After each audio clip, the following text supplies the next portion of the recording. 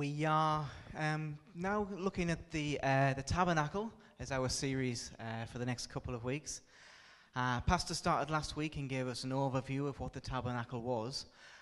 And, the Hebrew word for tabernacle is translated, is ohel, or something like that. I can't pronounce it right. And what it means is a tent or a covering or a dwelling place. See, when we talk about the tabernacle of Moses, we're talking about a place God commanded to be built as a dwelling place for his presence. Now, that's not to say God needs a house, because God doesn't need a house. But what it meant was that this is a place where God's presence resides.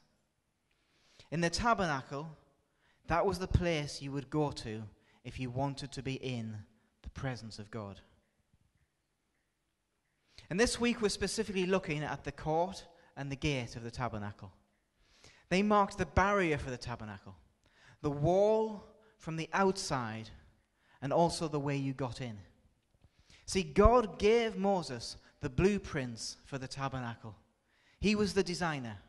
And God was very specific in what he wanted and what he asked for. Everything in the tabernacle was there for a reason. See, when we study the tabernacle, we're not just studying this for no reason at all. It's not just for information. There are still lessons today that we can learn, that we can apply, and are still relevant to us. Now, we find the description that God gave in his instructions for the courtyard and the gate in Exodus 27. If you'd like to turn to Exodus 27, I'm going to read from verses 9 to 19.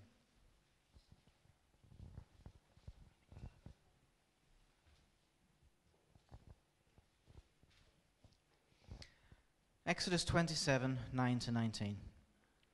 Make a courtyard for the tabernacle. The south side shall be 100 cubits long, and is to have curtains of finely twisted linen, with 20 posts and 20 bronze bases, and with silver hooks and bands on the posts. The north side shall also be 100 cubits long, and is to have curtains with 20 posts and 20 bronze bases, with silver hooks on the bands on the posts. The west end of the courtyard shall be 50 cubits wide and have curtains, with 10 posts and 10 bases. On the east side, towards the sunrise, the courtyard shall be 50 cubits wide. Curtains 15 cubits long are to be on one side of the entrance, with 3 posts and 3 bases. And curtains 15 cubits long are to be on the other side, with 3 posts and 3 bases. For the entrance to the courtyard, provide a curtain 20 cubits long of blue, purple, and scarlet yarn, finely twisted linen, the work of an embroiderer, with 4 posts and 4 bases. All of the posts around the courtyard are to have silver bands and hooks and bronze bases. The courtyard shall be 100 cubits long and 50 cubits wide, with curtains of finely twisted linen of 5 cubits high, with bronze bases. All of the other articles used in the service of the tabernacle, whatever their function, including the 10 pegs and those for the courtyard, are to be of bronze. That's a lot of information all in one place there, isn't it? You see, everything that is involved in the courtyard is layered with meaning. Even the brass pegs mean something. Now, we could spend all morning talking about brass pegs. I'm not going to do that. You might be pleased to hear. What I want to do is just focus on a few things. Now, what the tabernacle looked like from the outside, I think we have a picture of. Yeah, we do. This is what the tabernacle looked like from the outside. So it's a big area with a big linen wall all the way around it. All the way around apart from the gate, which is not white. It's a different color. And when you walked up to the tabernacle, you'd have seen this white curtain, or this white wall, and above it you'd have seen the smoke rising from the altar, and you'd have seen the pillar of fire and smoke telling you God's presence was there. And that court is 150 feet by 75 feet, so 150 feet long by 75 feet wide. And there's white linens all of the way around it, separating the tabernacle from the camp of Israel. See, this place was designed to communicate with you as you approached it. It's designed to have an effect. The image you'd get when you walked up to this place is there's something different about this place. It's special. What happens in there is somehow separated from what goes on out here. That curtain is 7.5 feet tall. So it's not imposing, but you can't see over it. You can't see in. There's a separation between what happens out here and what goes on inside there. Just put yourself for a moment in the place of someone who's approaching this place. As you come towards the gate, first of all, you'd notice this is the only gate. There's only one way in. Second thing you'd notice is the colour of it. The wall is white all the way around. 450 feet of white apart from this one stretch. That is 30 foot long. And here it's multicoloured with white, blue, purple and red on the curtains that are on 4 strong pillars. See, this gate marks the one way that you, a sinner, could get into the court of God's house. And these colours as you walked in would remind you of certain things. The red, it tells you this is a place of blood and a place of sacrifice. The white, it reminds you of righteousness. Blue is the heavenly colour, and purple is the royal colour. So as you walk in, it's communicating to something about what this place is. And as you go through it, and as you walk through the gate, the very first thing you'd see is the brazen altar that is constantly alit, constantly has sacrifices on it, has perpetual fire because there were sacrifices that were made day and night. And then you'd see in the distance the laver, and then you'd see the holy place, which inside is the Holy of Holies. See, this court and this entrance, it's enclosed and it's separate from the world around it. There is a distinct dividing line. See, God calls his church to be different. God calls his people to be different. There needs to be a distinction between God's people and everybody else. Here we have a barrier of fine linens, but today that distinction is the way we live our lives. We are separated for God's use. We are different. We are a holy people. There is a clear distinction between God's court inside and what happens outside. And in our lives, there should be a clear, obvious distinction. And I think there's a real challenge to us as Christians. Do we have a clear, distinct, dividing line in our lives? Now, I'm not talking about us shutting ourselves off from the world or disappearing into a holy huddle in church. I'm asking, how different are you? Apart from the fact that you come to church, maybe once, maybe twice, maybe 3 times a week. Apart from the fact that you don't swear, I hope. Apart from the fact that you have fewer vices than your friends. Apart from the fact that you pray and read the Bible. How different are you? Is your outlook on life different to the people around you? Is the way you live your life distinct? Do people notice a difference in you when they see you? See, Jesus said we are lights to the world, that they might see our good works and glorify our Father in heaven. Is that true of your life this morning? Are you a light? See, here's the trouble. It's not very easy to be a light, is it? It's very easy to just go along with what everybody else is doing and thinking and saying. It's very easy to go along with the way the world is, to be no different, because to be honest, that's more comfortable, isn't it? It's far easier to just go along with the way everybody else was. But the tabernacle is a holy place. And we should be a holy, different people. It was a holy place. You see, until that barrier got put up, that's going all the way around. We can go to the other one now. Until that barrier gets put up, Where the tabernacle is just a piece of land. That's all it is.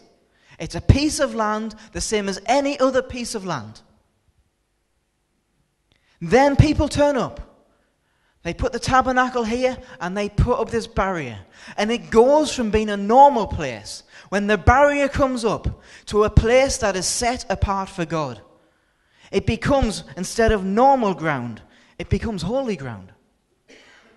And it's just the same for us. Our bodies are normal. At least mine is. Pretty much. There's a few ways it's a bit abnormal. It's no different to anybody else's body.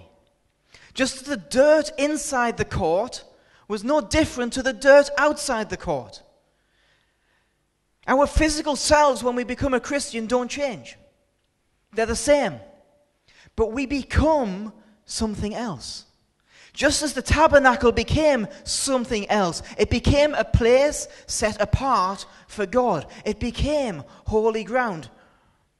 When we become a Christian, our physical selves don't change. But the Bible tells us when we become a Christian, we become a new creature, a new creation. But physically, we don't change, do we?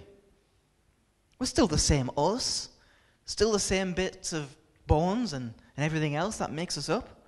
However, when we become a Christian, just like that court, we become separated. We become set apart for God's use. Physically, we're the same, but everything about us actually changes. We no longer live for ourselves. We are no longer here for our own use. We're here for His. I wonder, have you ever felt isolated to the world around you because of your faith? Have you ever felt different to the people around you? Well, it might not feel like it, but that's good. That's a good thing. We're supposed to be different. We aren't meant to feel exactly the same as everybody else. We're meant to have a different set of priorities in our life. You know, sometimes we go out of our way to let people know Christians are just the same as everybody else. We're no different. We're the same. And in this sort of search for acceptance from other people, we try and prove ways in which we're the same. Let me tell you, if Jesus lives in you, you are the place where the Spirit of God dwells. You aren't the same. You can't be the same. You have been set apart. You are holy ground. When it comes down to it, I wonder, are we just actually caught up in the same commercial, consumer, rat race that everybody else is?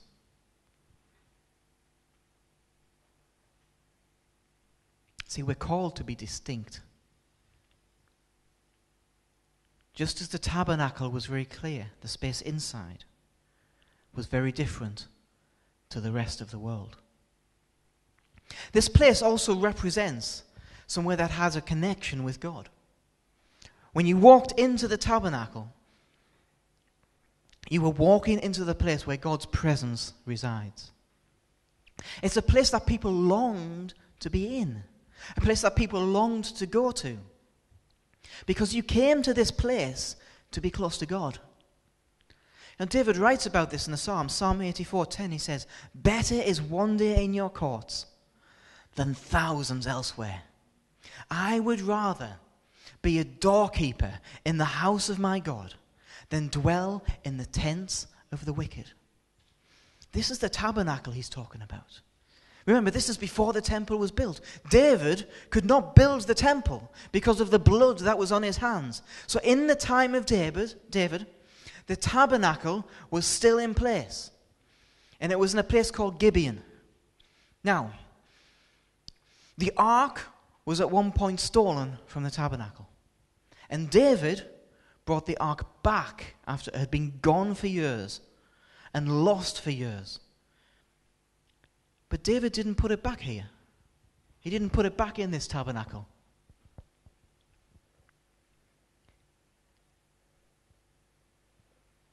He built a new tabernacle. And we know this is the tabernacle of David. And this tabernacle was different. It didn't have the animal sacrifices.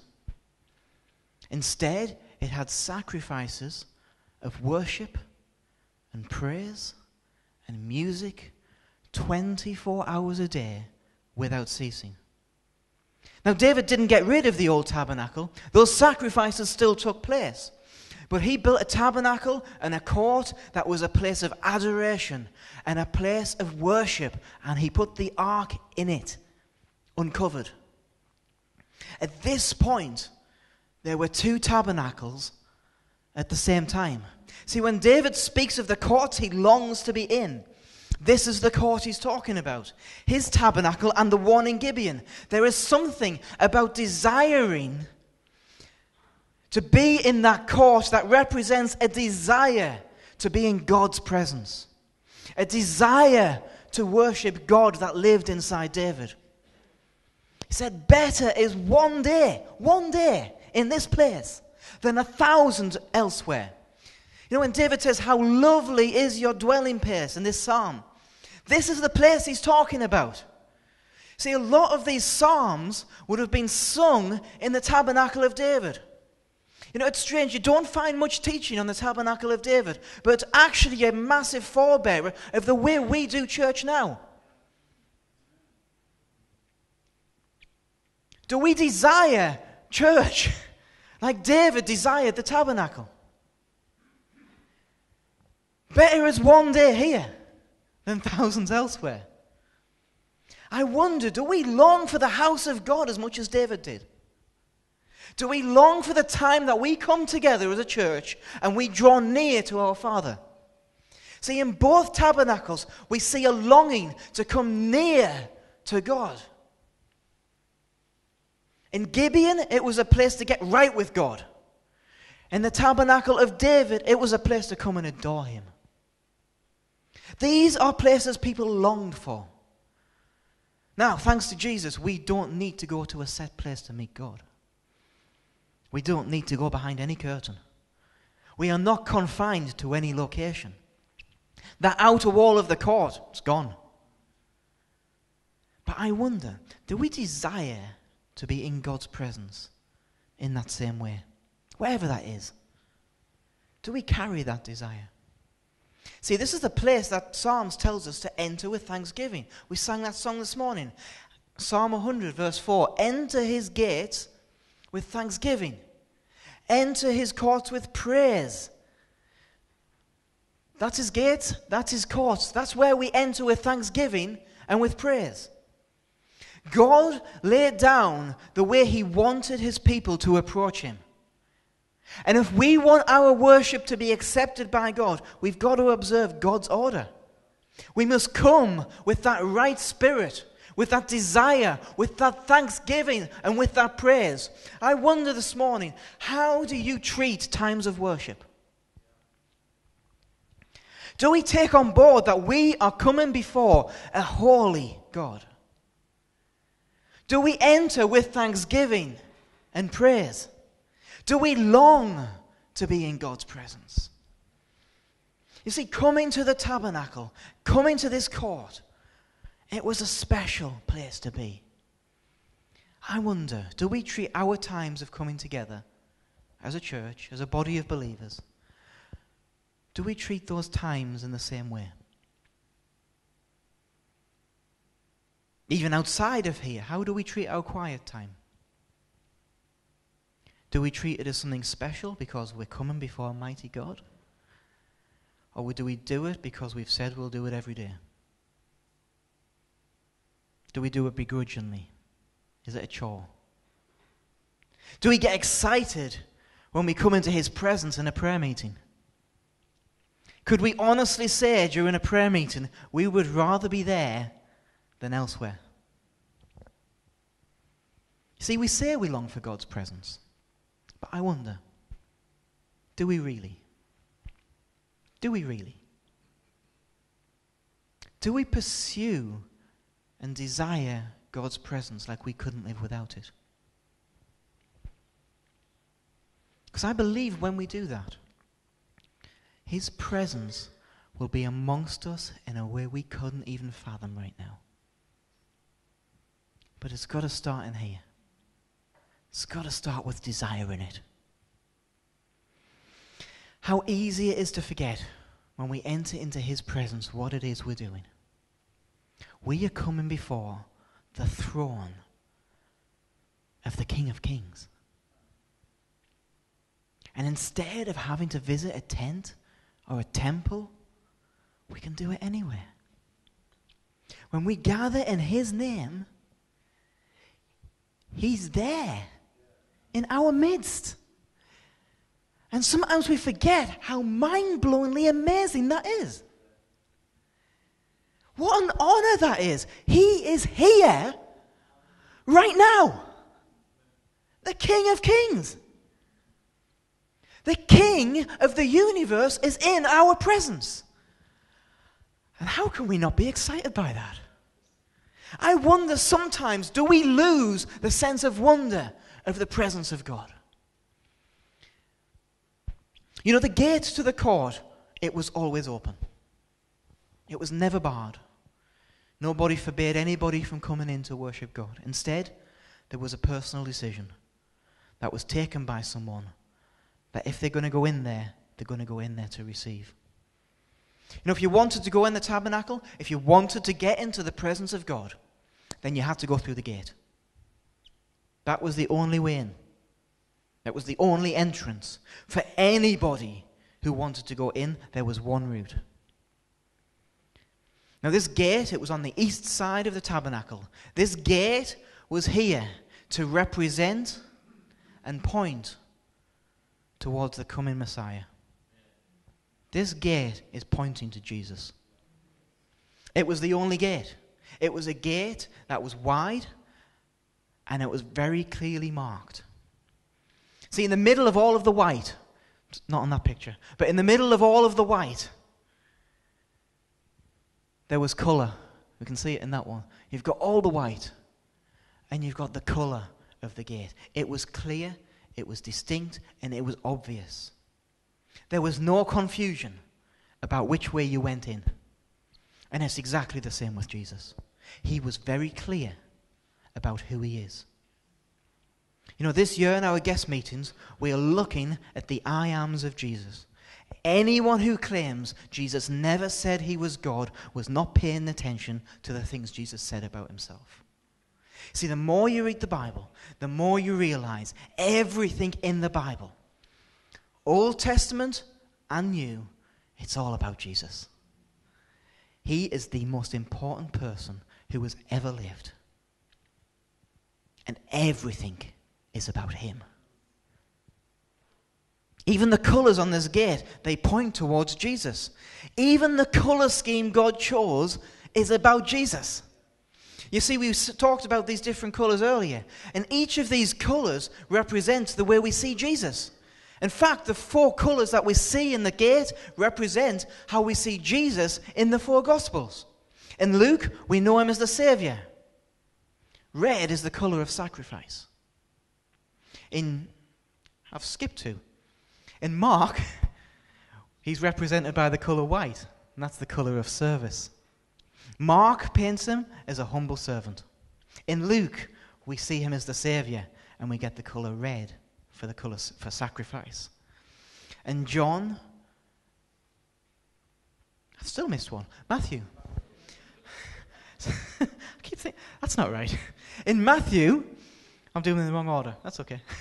In Matthew, he's shown to be the king of Israel. Just as the purple in the gate represents, he is the King of Kings, Lord of Lords. In Mark, we have white, the colour of service, because he is the humble servant. In Luke, we have the Saviour. Red is the colour of sacrifice. And in John, he shows him as God. And blue is that heavenly colour. Knew I'd get there in the end. This gate points to Jesus. Hundreds of years before Jesus came to earth. See, even the fact that this gate faces east. Wherever you put the tabernacle, this gate faced east. And this is about Jesus as well. See, in Jerusalem, there's also a gate that faces east. This gate is known as the Golden Gate. Has anyone ever seen it before? The Golden Gate. I was going to get a picture, but I didn't get time. And this gate has always been connected with the Messiah. See, the gate on the tabernacle points or predicts this future gate. See, there's a prophecy about this gate. In Ezekiel 44:1, it says that once the Messiah has passed through this gate, then this gate's going to be shut up, and it will remain shut. Now, the interesting thing about this gate is when Jerusalem was occupied by the Turks, they blocked this gate up. Why did they do it? Because the Sultan didn't want this prophecy to come true. So he blocked that gate up and said the Messiah is not coming through there. And still to this day, you can see that gate, it's still blocked up. But you see, they missed the point. They tried to stop the prophecy coming through, to stop the Messiah walking through it. He'd already done it. He'd already come. See, on Palm Sunday, which we're celebrating in a few weeks' time, this is the gate Jesus rode through on a donkey. This is the gate that the King of Kings had already gone through. So in trying to stop the prophecy, the Turks fulfilled the prophecy without even realizing it. And what's more, when Jesus returns, that's the gate he's going to come through again. And the bricks aren't going to stop him. The Messiah, Jesus, is connected to the east gate. This one in the tabernacle is designed to point towards that. But you know, just as this gate was the only way to the tabernacle, the one place to get to where God's presence was, there is still only one way to get into the presence of God, and that is through Jesus. He is the only way into God's presence, and let me tell you, that is not a popular thing to say nowadays. Jesus even compared himself to this gate. He said, I am the gate. Whoever enters through me will be saved. He will come in and go out and find pasture. He also describes himself as the way, as the truth, and the life. That nobody will come to the Father except through him. If you wanted to get into the presence of God in the tabernacle, you went through the gate, the one gate. If you want to get into the presence of God today, you have to come through Jesus. And you know, this is one of the most unpopular and most controversial things about Christianity, because people don't want to accept that God has given us a way instead of options. Nobody wants to hear that there's one way and one way only. One of the chief complaints launched at Christians is about the exclusivity of our faith. People can't comprehend it. How can we say that there's only one way to God? How dare we? We have been accused of being narrow-minded because of the exclusive claims of Jesus. You know, it's strange. We get pulled over the coals for that, but every religion makes exclusive claims. But we are the ones who are chastised for it. I wonder why. Islam is exclusive when it says it is the only way. It says there's no God but Allah. Buddhism says it is the only way. Every faith, including atheism, says it is the only right answer. Yet Christians are the ones who get all the grief for it.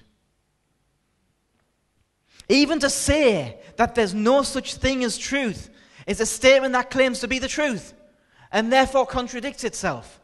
Truth is not truth unless it's the only truth. But we live in a world today that does not accept that. They cannot accept that there's only one way in. Many would even say, why would God, a loving God, send someone to hell just because they never became a Christian? It seems unfair. It seems cruel. You know, this shows a fundamental misunderstanding. This whole question comes from a wrong conception about what Jesus did. You know, we ask the question, how can God send someone to hell for not becoming a Christian? We never ask the question, how can a good, just God let anybody into heaven? Never hear that question asked. We are not thrown into hell for not following Jesus. Because everybody's on the way to hell anyway. It's a path we're all on. Everybody is falling down that abyss. And Jesus came to save us from that. Not that we might be condemned for not choosing him, but that we might be saved by choosing him. And it's different. We might be saved from our certain fate that it was destined to be if he hadn't have intervened. Becoming a Christian when you follow Jesus is allowing yourself to be caught by the safety net, so that you don't have to fall anymore. It's not that God sends people to hell for not following Jesus. It's that he saves them from hell by sending Jesus. If there's more than one way to God, then Jesus' sacrifice on the cross was not needed, because there's loads of ways. And if it wasn't needed, it was a senseless act of violence by God. If there was more than one way to God, Jesus was a liar. See, God doesn't give us options. He gives us a Savior. A drowning man does not need options. He needs somebody to throw him a life ring. A drowning man is not condemned by the life ring he doesn't grab a hold of. He's going to drown anyway. But it's his choice to grab that life ring. If he doesn't grab it, it's not the life ring's fault. It's there to save him. He has to accept that he can be saved, or accept that he won't be. You see, the need is desperate and the solution is intense. Jesus would not have died if there'd been another way. See, there is only one name by which man can be saved. It's the name of Jesus. He's the gate. He is the one way in. This is not a popular way to think. This is not the spirituality of our current world. And there are many, even in churches, who don't think this way. You know, there's a movie out recently based on a book that won prize after prize after prize. Some of you might have seen it. It's called The Life of Pi. Anybody seen it? There's a few hands go up there. For those of you who haven't seen it, I apologize. I'm going to spoil the end a little bit. Sorry. Hopefully not too much. But you see, before going to see this film, I'd heard people talk about its wonderful spiritual message. In fact, it was even advertised as a film that would have said, "This film will make you believe in God." I thought, brill. Up for a bit of that. So I went in expecting some great things from it. You know, there's not many films that will make that claim. This film will make you believe in God. Great. So I was ready to recommend this film to everybody after I'd seen it. And then I get into the film, and in the first few minutes, the main character, who comes from a Hindu background, discovers Jesus. And I remember sitting there thinking, oh, this is good. This is great. This is looking really good. I'm going to recommend this to everybody. Then a few minutes later, he discovers Allah. And I thought, uh-oh. And then he starts to believe in a combination of Hindu, Christian, and Muslim beliefs. And my heart began to sink a little bit. But still, I wanted to know how this film would make people believe in God. So I had hope. Anyway, without trying to spoil the story too much, it's actually a really entertaining story. It's a great story. And it's about a young boy who has an adventure adrift in the ocean with a tiger and a lifeboat, which sounds crazy. It's actually a really nice story. It's a good story told by this boy when he's an older man. Now, without giving away too much, when he arrives back in the civilized world, he tells his story to some people, and they don't believe him. He then tells them another story. This story is far more realistic. It doesn't involve a tiger on a boat. It's far more bleak, and it's actually quite a discomforting story. And we're led to believe, actually, this was the truth. This was the real story. And he's telling this story to a man. He says, well, how does this make me believe in God? And he asks this man who listened, he says, which story do you like best? The one with the tiger? The amazing story? Or the realistic one which was bleak and disheartening. And the man says, well, the one with the tiger. And his response is, so it is with God. That's it. That's the spiritual message of this film. That's the message that will make you believe. It tells us that there's two ways of looking at the world. One is a lovely story, but it's probably not true. The second is bleak and harsh, and let's be honest, probably the truth, but we prefer the nice story.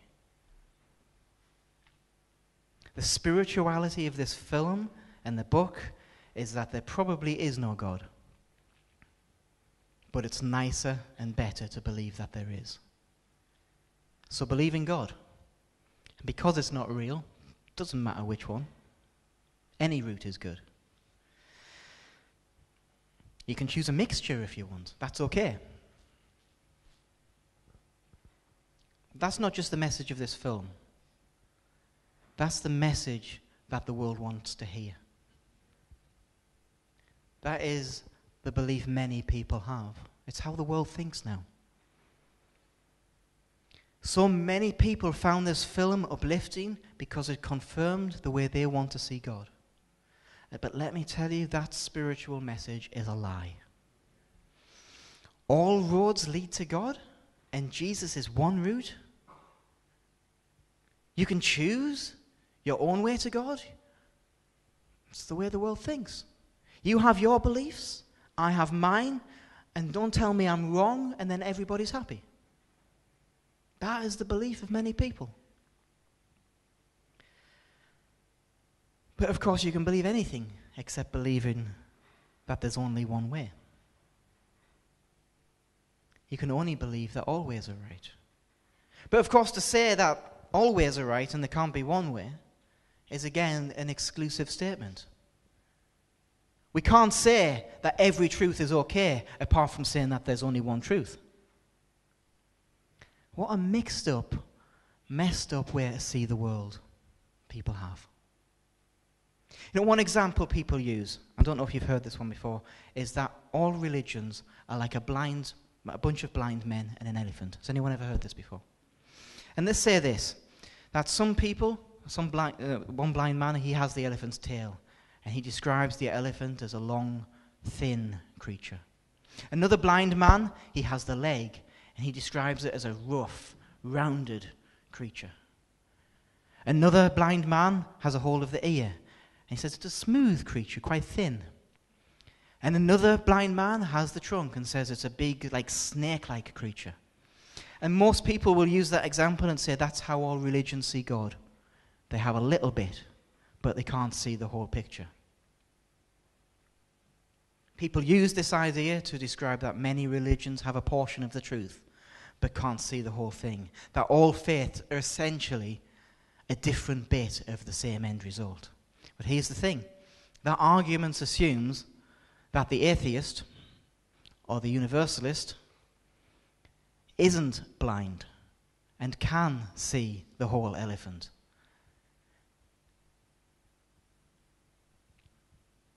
It's an absolute argument that argues against absolutes, and it makes no sense. See, Jesus said he was the gate, the one way into God's presence. Let me tell you this morning, there's no plan B. There is no other way. There is no other God. And you can believe that, you cannot believe that Jesus is God and not believe he is the only way. Like the gate to the tabernacle, his way is a wide way. It's obvious and it's open to all. And we must understand this. People can be as spiritual as they like. They can be good people. They can be kind and charitable people. But if they don't have Jesus, they cannot get into the presence of God. You cannot climb the walls of the tabernacle. To enter into his courts, you enter one way. The gate. We must understand that those who have Jesus, who don't have Jesus, can't get in. It doesn't just work out if you want it enough. The need is urgent. Because a life without Jesus leads to an eternity without Jesus. The only way people can be saved is if they hear about Jesus. And as Christians, we've got to be vigilant. We must preach the gospel. This evangelistic course that's starting up at Gisborough on Tuesday is an easy way to learn how to share your faith. Let me tell you, we must preach the gospel. We must share with people. We must introduce people to Jesus because he is the only way that they're going to be saved. You know, everybody worships something. And if it's not Jesus, then there's something else at the core of your life. And whatever that thing is, it's an idol. Even for Christians. You know, back in the time of Jesus, we gave these idols names. They were worshipped as gods. We called them Baal, called them Pan, whatever. People worship exactly the same things today. Lust. Pan was the god of lust. Self, sacrifice. You know, we still sacrifice children today. But instead of an offering, we call it choice. You still worship lust today. We just call it freedom. You know, you might call it something else nowadays, but it's exactly the same thing. We still worship false gods. We just give it a different name. But let me tell you, it might say beef on the tin. But it doesn't matter. It's still just horse meat. Through and through. And it's a pale imitation of beef.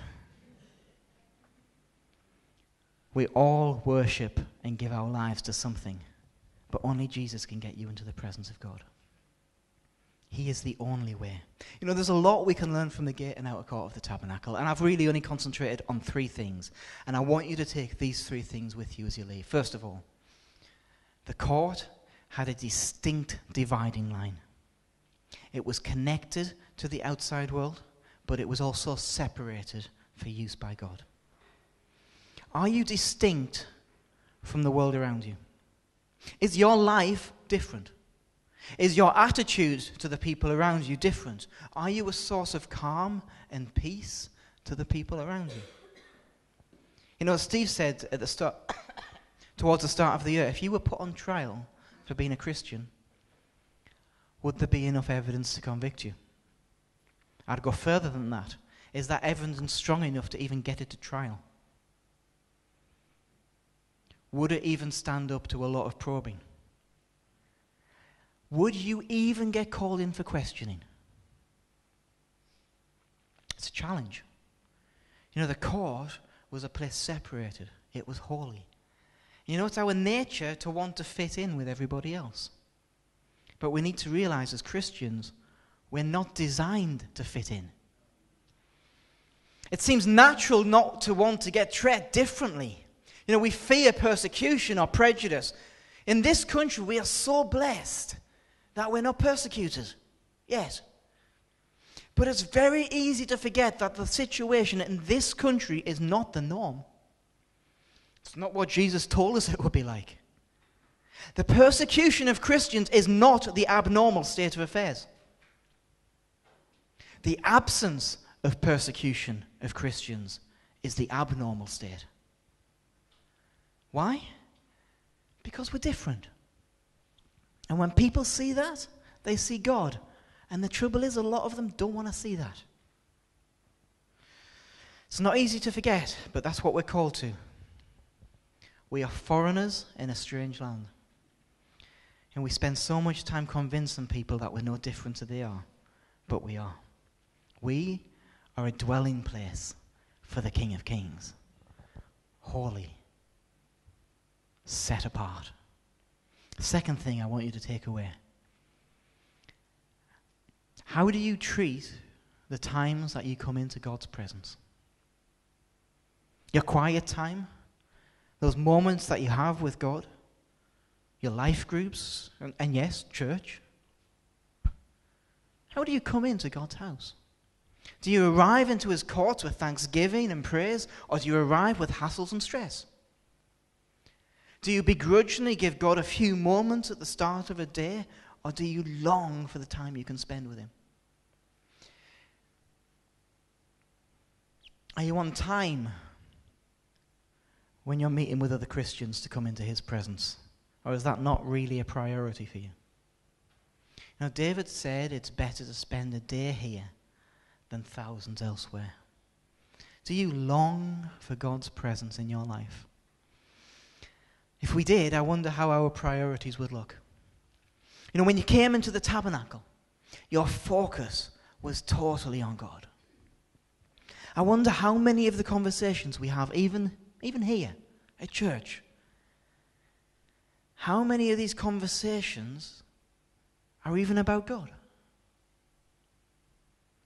Are we sharpening each other? Now, I'm not suggesting that every conversation we have at church has to be about God. No. But does he come into it at all? Or do we talk sport, news, hobbies? See, that's not sharpening each other. Do we even talk to other people at church? Or do we turn up just at time, just at past, so we don't have to do that?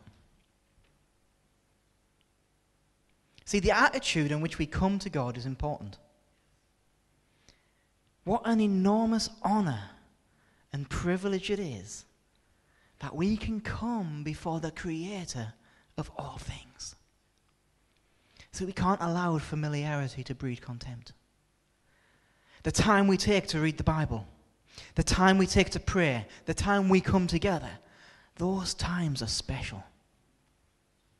David yearned for these times. And I believe we would see a huge transformation in our spiritual lives if we could just grasp some of that yearning. If we could live in that place.